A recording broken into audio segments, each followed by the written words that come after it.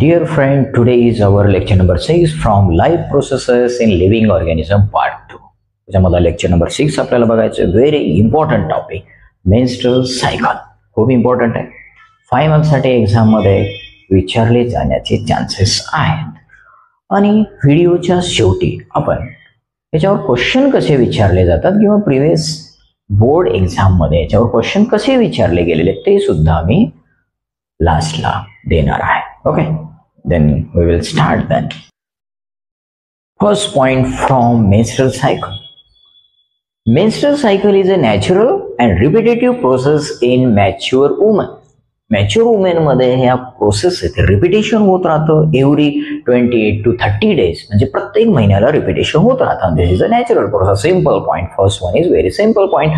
And second, this process means this menstrual cycle controlled by 4 hormones.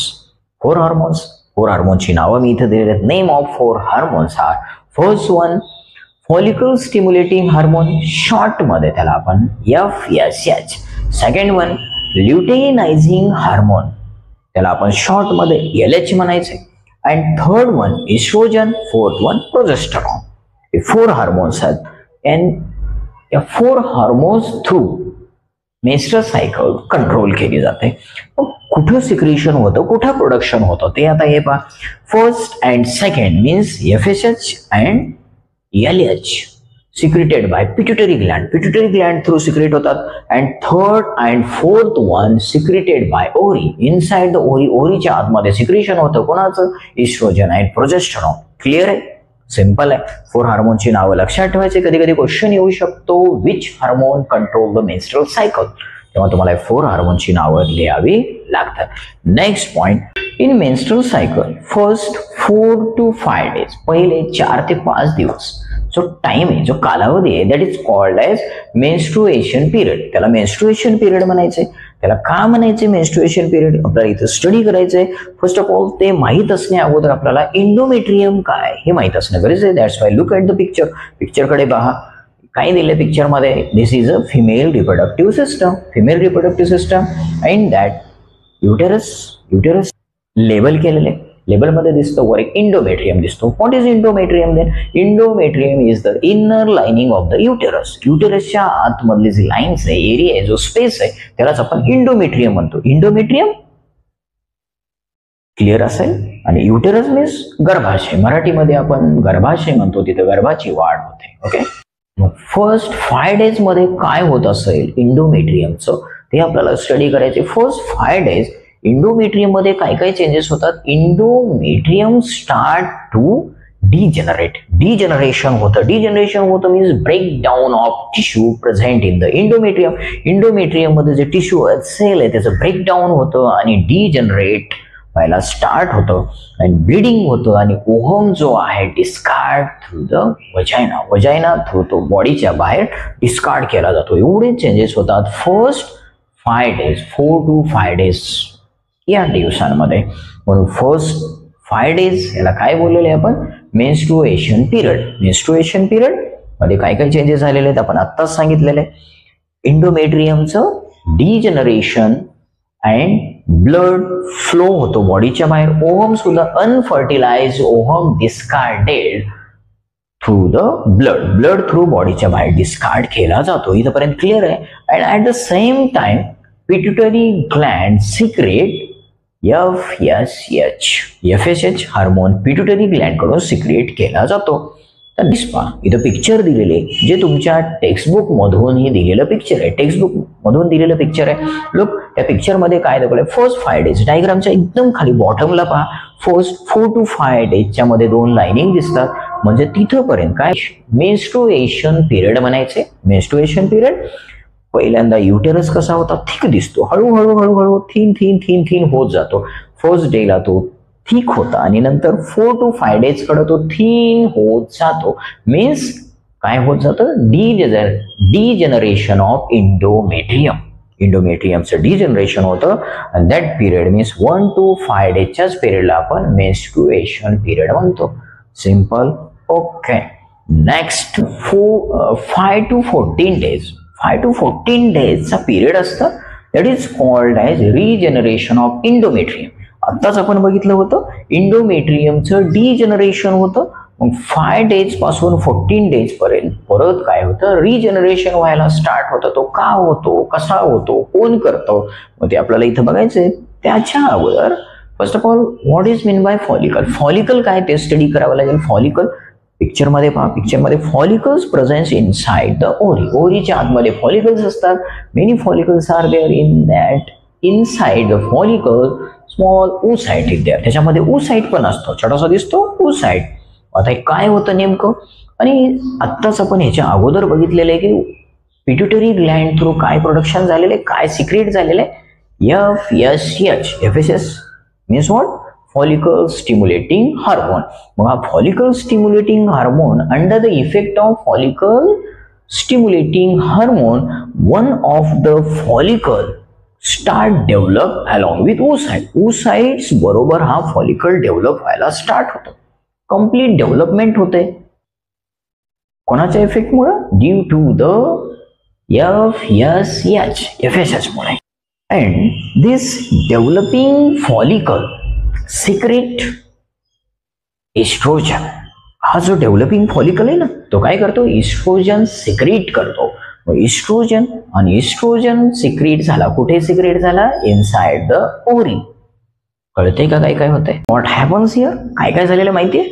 First one, pituitary gland secrete which hormone, FSH. FSH हार्मोनला secrete केलं. FSH काय करणार आहे, under the effect of FSH follicle develop. फॉलिकलची development व्हायला start होते with oocyte. oocyte बरोबर follicle develop व्हायला स्टार्ट होतो. आणि this developing follicle secrete estrogen. Developing फॉलिकलमुळे इस्ट्रोजन सिक्रेट होतो. And this secreted estrogen helps to regenerate the endometrium. Endometrium regenerationला हेल्प करण्याचं काम कोण करतं, इस्ट्रोजन. सिंपल आहे, कळतंय, एकदम सिंपल आहे, यात काहीच हार्ड नाहीये. And the endometrium of the uterus start regenerating under the effect of estrogen. At the same time, meanwhile, at the same time, developing follicle complete its development. Follicle पण complete development झालेला आहे. Simple आहे, एकदम simple आहे. Clear झाले असेल, move towards the next point.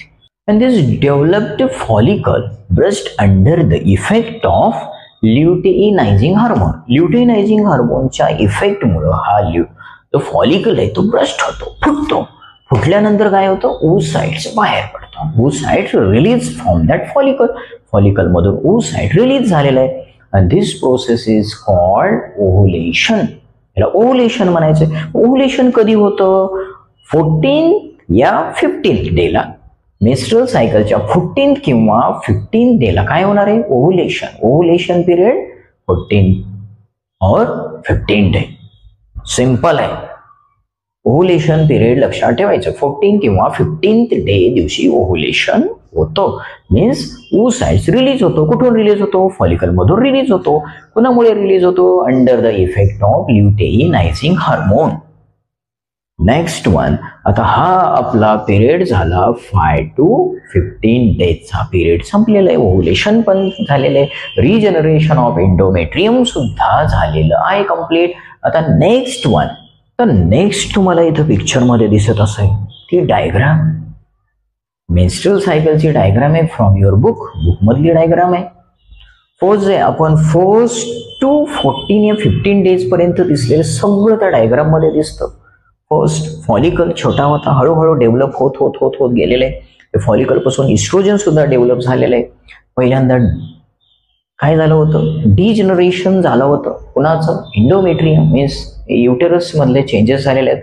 Second one तो regenerate व्हायला स्टार्ट झाले अप टू 14 डेज. 14 आणि 15 डेजच्या मध्ये 2 लाईन्स आणि ॲरो दिसतो. आणि 14 किंवा 15 डेजला ओव्हुलेशन सुद्धा झालेलं आहे. फॉलिकल ब्रस्ट झालेले. वर जर बघितलं आपण चेंजेस इन ओव्हरीमध्ये तर फॉलिकल्स दिसतात, डेव्हलपमेंट जातं आणि तो फुटेपर्यंत ब्रस्ट होईपर्यंत ती डायग्राम आहे. आणि खाली चेंजेस इन युटेरस. आता next one, remaining tissue of the breast follicle form corpus luteum. Picture मध्ये तुम्हाला दिसतं येलो कलरचे, that is called corpus luteum. Corpus luteum कुठून फॉर्म झालेले आहेत? फॉलिकल्स जे ब्रश झाल्यानंतर त्यामध्ये जे टिश्यू आहेत त्यापासून हा कॉर्पस ल्युटियम फॉर्म झालेले. कॉर्पसचा मिनिंग होतो येल्लो कलर, येल्लो कलरचा आहे. ओके, नेक्स्ट काय होणार आहे? दिस कॉर्पस ल्युटियम सिक्रेट प्रोजेस्टेरॉन. हा प्रोजेस्टेरॉन सिक्रेट करतो. हुवन कॉर्पस ल्युटियम, ल्युटियम पासून काय प्रोड्यूस झालेले, काय सिक्रेट झालेले? प्रोजेस्टेरॉन. आता प्रोजेस्टेरॉन काय हेल्प करणार आहे?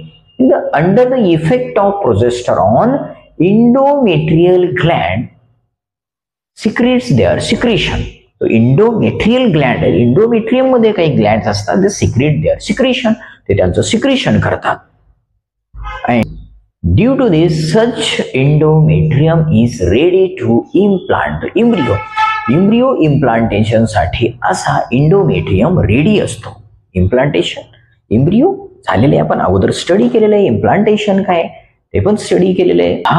हा जो पिरियड आहे तो पिरियड आहे 15 to 28 डेजचा. 15 to 28 डेज मध्ये एवढं होतं. काय काय होतं? कॉर्पस ल्युटियम फॉर्म होतो. कॉर्पस ल्युटियम मुळे काय फॉर्म होणार आहे? Secretion. Corpus luteum secrete progesterone, progesterone secrete करता आणि under the effect of progesterone, प्रोजेस्टेरॉनच्या इफेक्ट मध्ये काय होणार आहे? Endometrial gland secrete their secretion and it ready to implant the embryo. एकदम सिंपल आहे. Okay, next, if oocyte is not fertilized within 24 hours. आता oocyte काय? ओव्हुलेशन मधून जो oocyte बाहेर पडला होता तो जर 24 hours मध्ये स्पर्म बरोबर फर्टिलाइज नाही झाला तर काय होतं? What happen then? that corpus luteum transform into corpus albicans. Corpus albicans मध्ये ट्रान्सफॉर्म होतो. कोण? Corpus luteum. का होतो? अगर तो जो oocyte आहे जो फर्टिलायझेशन नाही झालं विदिन 24 आवर, कोणासोबत फर्टिलायझेशन होणार आहे? स्पर्म बरोबर नाही झालं तर काय होणार आहे? Corpus luteum transform into corpus albicans. मग काय होणार आहे? Due to this estrogen and progesterone secretion stop. इस्ट्रोजनचं आणि प्रोजेस्टेरॉनचं सिक्रेशन स्टॉप होतं. स्टॉप झाल्यामुळं काय होणार आहे?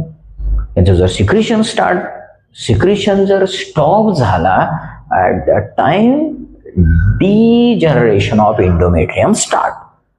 डिजनरेशन स्टार्ट होतं. कुणाचं? इंडोमेट्रियमचं. म्हणजे परत पहिला, दुसरा, तिसरा, चौथा, पाचवा हा डेज परत स्टार्ट होता. 28 डेजच्या नंतरची सायकल परत रिपिटेशन होतं. मग नंतर काय होणार आहे? त्यातले ब्लड, अनफर्टिलाइज ओव्हम आणि breakdown of endometrium and discarded from the vagina. हे परत प्रोसेस स्टार्ट होते, जे आपण ऑलरेडी आजच्याच लेक्चरमध्ये स्टार्टिंगला जे बघितले ती प्रोसेस परत स्टार्ट होते. क्लिअर आहे? सिंपल आहे.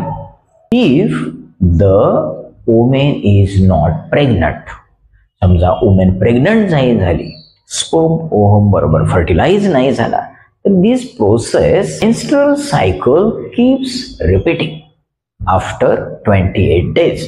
म्हणजे प्रत्येक 28 डेजला रिपिटेशन होत राहतं जर वुमेन प्रेग्नंट नाही झाली तर. कळते? आणि समजा वुमन प्रेग्नंट झाली means sperm fertilize with oocyte, fertilization झालं तरी सायकल जी आहे मेन्स्ट्रुअल सायकल स्टॉप टेम्पररीली. काही दिवसापुरतं ही मेन्स्ट्रुअल सायकल स्टॉप होते. किती दिवस? जे आई बाळाला मिल्क फिडिंग करते तोपर्यंत तरी मेन्स्ट्रुअल सायकल टेम्पररीली स्टॉप झालेली असते. ओके, सिंपल आहे. कळतंय? आणि हा त्रास जो आहे फर्स्ट 5 डेजचा जो त्रास असतो 4 to 5 डेज हा काही मध्ये खूप म्हणजे पेनफुल असतं. मग त्याच्यामुळे ते 4 ते 5 दिवस त्यांना रेस्टची खूप गरज असते. मी याच्यावरती क्वेश्चन्स कसे विचारले जातात एक्झाम मध्ये ते आता देणार आहे. त्याचा पटकन स्क्रीनशॉट काढून. Thank you so much.